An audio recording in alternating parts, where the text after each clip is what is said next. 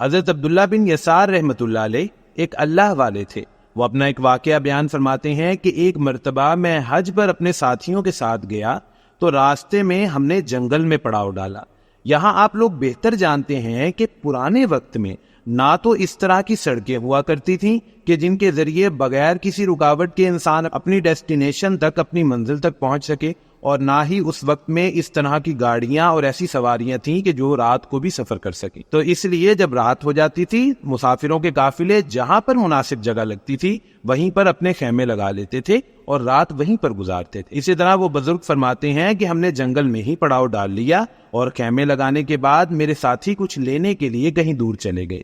میں خیمے میں اس وقت اکیلا تھا کہ وہاں کیا ہوا، ایک عورت آئی جو کہ نہایت خوبصورت تھی. اب اس عورت نے مجھے کچھ اشارہ کیا جیسے وہ کچھ مانگنا چاہ رہی ہو. میں سمجھا کہ شاید اسے بھوک لگی ہے.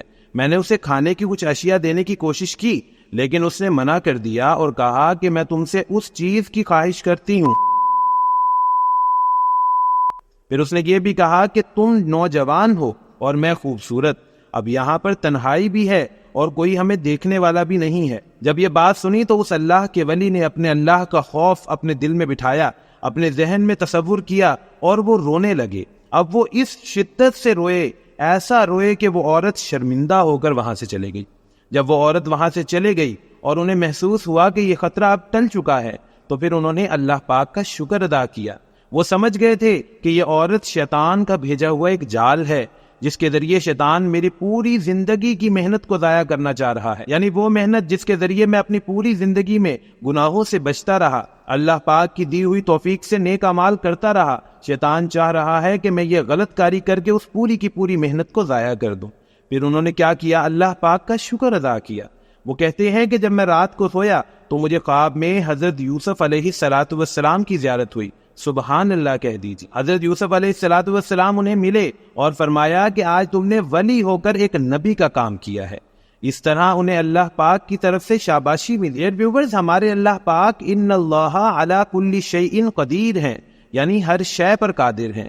آج بھی اگر ہم اپنی نیتوں کو صاف کر لیں، اپنے اللہ پاک سے اچھی چیزوں کی طلب کریں، آپ دیکھیں کہ ہماری طلب ہی غلط ہو گئی ہے. ہم چاہتے ہیں کہ آج ہم فلاں امیر آدمی کی طرح اتنی بڑی گاڑی میں پھریں، اتنے مہنگے کھانے کھائیں، اتنے مہنگے کپڑے پہنے. حدیث مبارک ہے نا جس کا ترجمہ ہے کہ اعمال کا دار و مدار نیتوں پر ہے. یعنی آج ہم اگر اپنی نیتیں صحیح کر لیں، اپنے اللہ پاک سے دعاؤں میں مانگیں کہ یا اللہ پاک ہمیں صالح بنا دیجئے، ہمیں نیک انسان بنا دیجئے، ہمیں ہر طرح کے گناہوں سے بچا لیجئے، یہ جو غلط کاری ہمارے ذہن میں شیطان ڈالتا ہے ہمیں ان وساوس سے بچا لیجئے، ہمیں اپنا نیک بندہ بنا لیجئے. اللہ پاک ہم سب کے حامی و ناصر ہوں اور ہر طرح کے گناہوں سے ہماری حفاظت فرمائے. آمین.